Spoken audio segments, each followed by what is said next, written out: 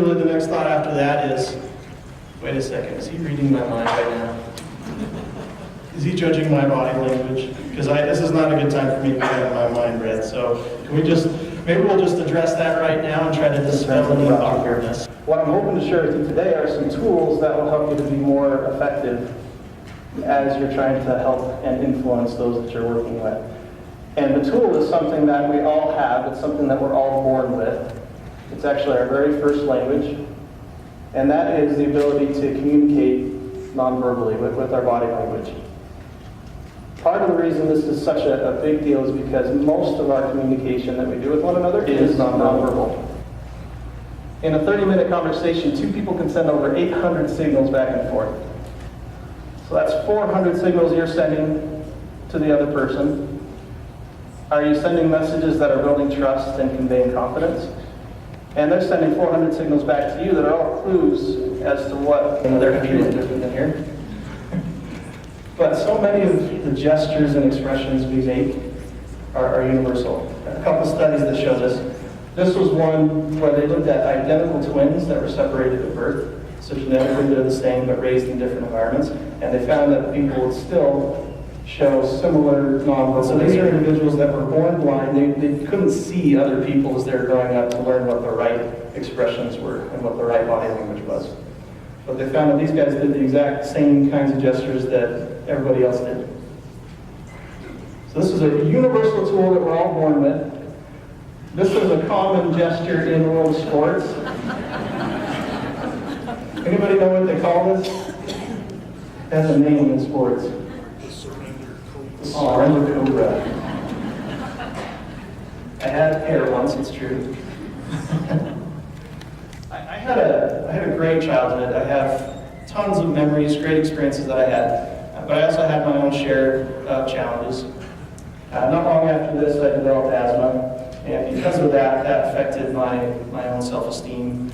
I developed anxiety, especially social anxiety, that followed me into adulthood.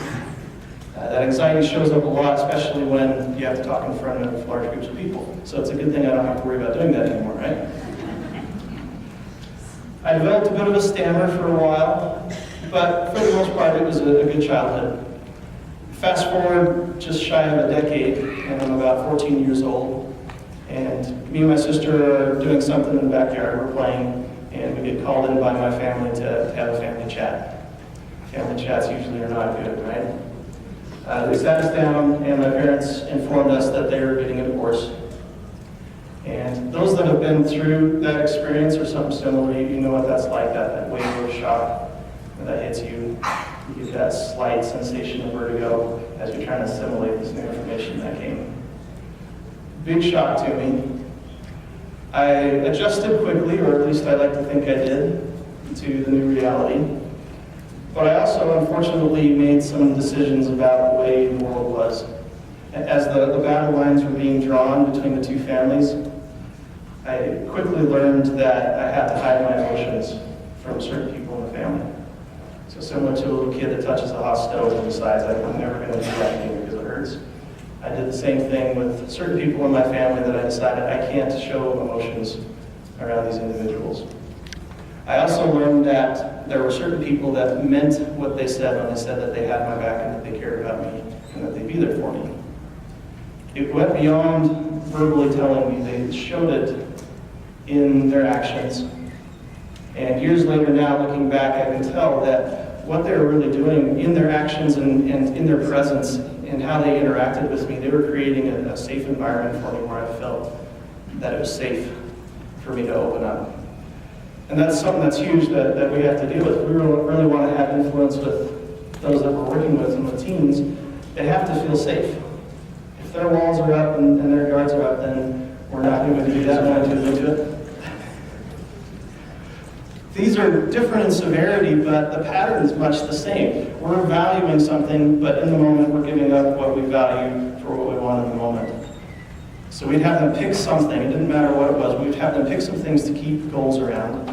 And when they fail to keep one of those goals, then we'd have a conversation.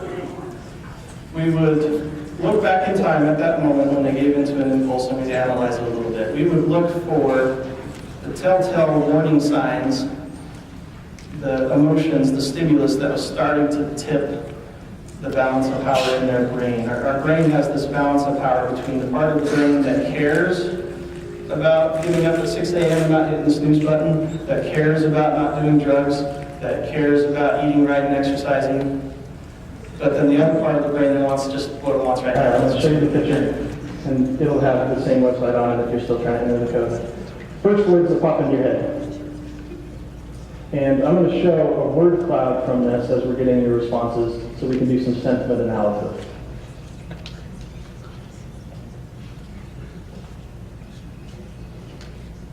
Okay, you got some words in mind? Let's look at the word cloud that we're getting across different groups. I've done this with people in South America, in Europe, Africa, the Pacific, Australia. And even though they're in another part of the world, they tend to have the same kinds of stuff. When we're in fight or flight mode, oftentimes our eyes will get big so we can take in more of our peripheral vision, right? And so that, accompanied with a cluster of a bunch of other nonverbal cues, is communicating to us that he might be in fight or flight mode, or scared and scared. So that being other things, this wasn't enough data to know what the heck's going on in their mind. We'll talk more about that in a second. But context, you always have to consider context before you jump to conclusions. You also want to look for clusters of cues that all trend the same direction.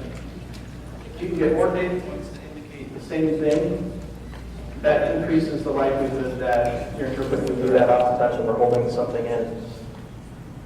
So consider context and clusters, but we have at least 4 cues, a cluster of cues that indicates what? What would be your gut feel and what's going on with her? She's not comfortable, is she? We don't know why. We don't know if the sure guy's a jerk, or maybe she's just shy. We don't really know. All we know is that we saw a cluster of things that showed that she was uncomfortable. The part we're going to talk about the most today is that little part in the middle, the amygdala. The amygdala, one of its jobs is to keep us safe. I liken it to a squirrel in the woods. I spent a lot of time as a kid growing up camping in the woods, and you get these squirrels that are really skittish, right? And if they see anything that might be dangerous, whether it's a bear or somebody sneezing or whatever it is, then they freak out and they go run up the tree and they start chittering at you. Our amygdala is a little bit the same way. It's always scanning the environment for danger, and if it sees something that's dangerous, it's going to show discomfort. It can be very obvious, like if a bear really was to come in here, my distancing behavior is going to be really obvious. I'm going to go run out that door to try to get away as fast as I can. But sometimes it's more subtle. Even if we're just bored in a conversation, that will lead out and show. All you have to do is invade someone's personal space. And I can almost guarantee you, you're going to see a cluster of nonverbal cues. Nowhere from her distancing behavior, I know where her personal bubble is. If I hadn't been paying attention to that, I might have inadvertently just stepped forward, closing the gap, and then she'd be uncomfortable and step back again, and then I'd step forward, and she'd step back and trip over the chip display. And that's just awkward for everyone. Everyone's looking at me, I gotta pretend this isn't bothering me, but I'm gonna crane my head away, and now I'm gonna lean my torso away as far as I can to get away from this. It's giving me the heebie-jeebies just looking at it. Focus on attention really is. This could manifest in a couple of different ways. If you're having a conversation with somebody and all of a sudden you see their foot turn out, that's a nonverbal way of saying that they're probably done with the conversation. I was teaching a group of teens this principle, and so one of the girls in the class wanted to test it out. Next time she was talking to one of her friends and she was bored with the conversation, she looked down at her feet, and yep, sure enough, one of her feet was pointed out. It wasn't a conscious decision. It was a subconscious thing saying, okay, I'm done. And if people don't pick up on that, then you'll start seeing a torso turn, maybe an impatient head nod, and look at their watch. And then they finally start walking to the left, so oftentimes the one in the middle is the guy. Who do you think the student wants to talk to? He's indicating with his, by pointing his toes and his torso where he's most interested in talking. I took my nephew to a concert a couple of years ago, and they're standing down on the floor waiting for the band to come on, and there was an awkward love triangle of some college students, 2 guys that were doing this, pointing their torso and their toes towards the girl, but she was only pointing her toes towards one of the guys. So it was a clear winner the upward love triangle. This is the most controversial of all the body language gestures. Yeah, what do you think? This is the awkward moment when people in the room are folding their arms. But remember, I'm not judging you. This is a safe place. But is this a good thing or is this a bad thing to fold your arms? Is it right? It's a right thing to do. And the answer is it depends. Just folding your arms isn't enough information to know what's really going on what's in someone's mind. So let's look at some examples of this. What do you think this guy is trying to communicate with his arm folding? This is more of a tough or power kind of context, isn't it? This guy's had a little bit. I got my yoga pants. But so many of the others are folding their arms. And so consider context. The very first time they're going to be doing this workout, that would make sense if they're a little nervous. Especially if you fast forward in time after these same athletes have gotten more comfortable with the workouts. Now you get a very different picture with their body language. They're spreading their legs, hands on the hips in the Superman pose. They're more expansive and confident. So it's not about whether or not you should or should not fold your arms, but be deliberate with it and understand how that might. It had a U-shaped table, so if you came in the room like this, then there'd be this U-shaped table that went around. And so I sat at the corner, so I had a 2/3 chance of sitting kitty corner to this person in an attempt to remove any obstacles between us connecting. And what the individual did was come into the room and then sat at the farthest possible chair away from me. So distancing again and using that table as a blocking mechanism, and that helped me to know, okay, the other half was sitting with their arms folded. And students that sat physically more open and kept their arms unfolded, remember 38% more of the lecture. There's some fascinating research still going on. See this? He probably likes it because he's not distancing and blocking. You've got a couple guys in the back that are leaning in with the head tilt smile. Then you have others that are either just not feeling anything, they're just bored or possibly closed off. If we had a video of this, then we could gather some more data points. But you can make an educated guess just from this snapshot. Now what we have a tendency of doing, if we're the guy talking, is we're looking for the people that are leaning in, smiling and nodding at us because it makes us feel good. We're getting positive feedback from this person. That person's not as much of a bear. But are those the ones that you have to convince if you're in this meeting? Those are the appreciated required. I don't know why, but that's a hot spot when we're nervous. So we might play with the necklace or play with our tie when we're uncomfortable to try to self-soothe. Wringing of the hands and cracking of the knuckles. Biting the tongue or lips. Preening. I don't do much preening anymore. Rubbing of the neck. Anything to just try to calm yourself down because you're uncomfortable and nervous and your inner squirrel is worried that the bears are going to eat you under lots of tension in those races. That's probably what we notice first. But what our amygdala notices first is actually our hands. Any guesses why that would be? Why would our amygdala care about seeing someone's hands? Hands can carry weapons. Exactly. We want to see if they're carrying a weapon or if they got something, a Nike body gesture. If you've seen Talladega Nights when he does his first interview, he's like, I don't know what to do with my hands. That's his face. What do you do with your hands? We could spend another 30, 40 minutes just on hand gestures, but a couple of principles, and then I'll give you one specific hand gesture that you can try out. But the principle is just keep your hands visible. Keep them out of pockets, keep them on top of the table, keep them from out from behind your back.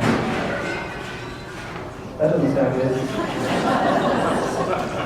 Should we go see if they're self-soothing? Any of these principles, there's a spectrum.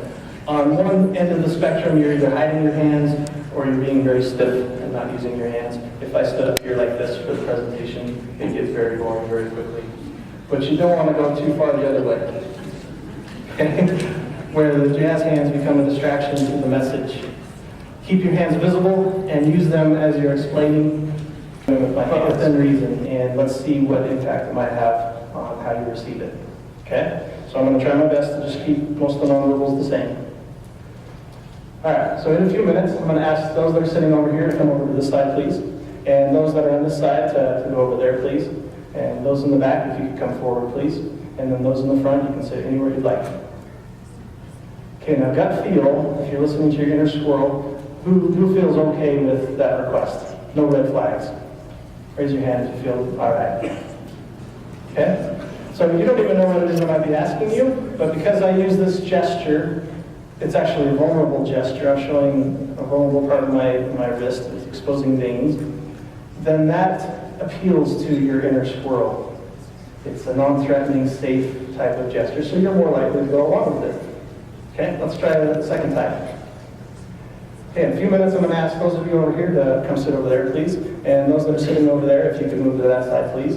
And those in the back, if you could come forward, please. And then those in the front can sit anywhere you'd like. Okay, give me a word that comes to mind when I'm doing this. Is that here, bossy? Yeah.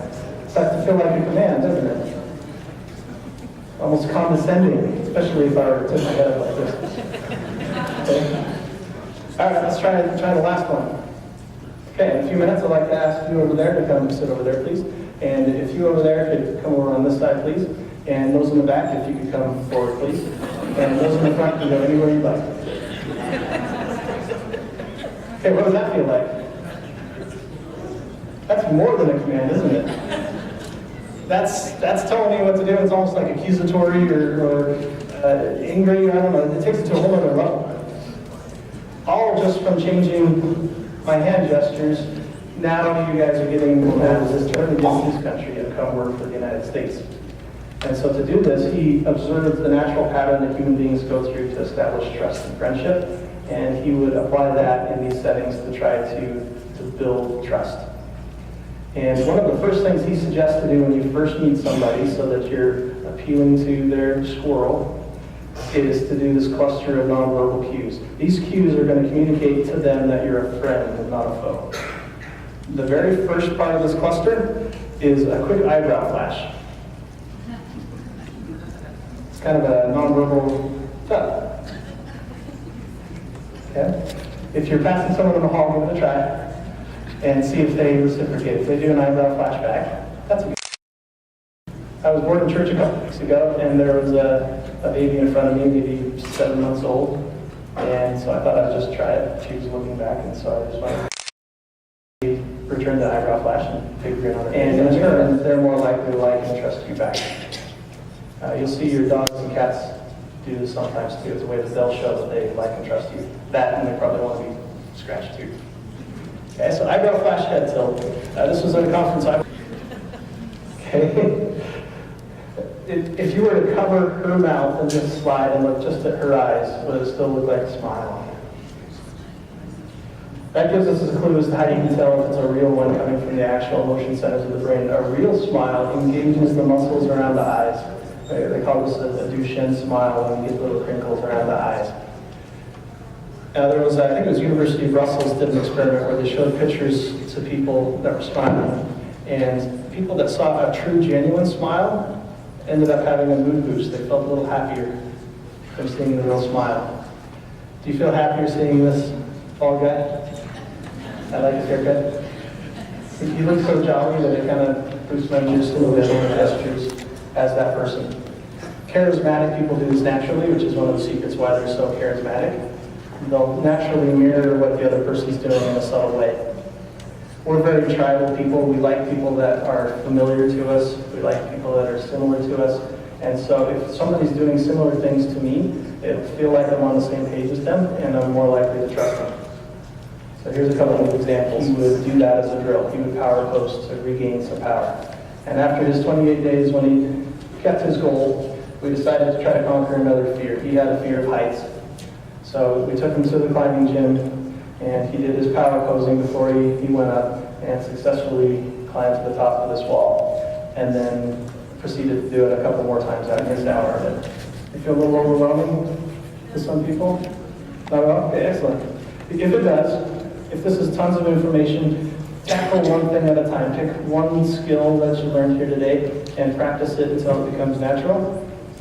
And then pick the next one and just do it little bit by bit until eventually it's just part of who you are, just muscle memory. So I appreciate again having you come out today. If you have questions, usually the questions are, what does this mean, what does this mean? I'm happy to answer any of those questions, or feel free to reach out to me after the conference on social media, and I'm happy to answer questions there. Okay? So thank you very much for having me. I appreciate it.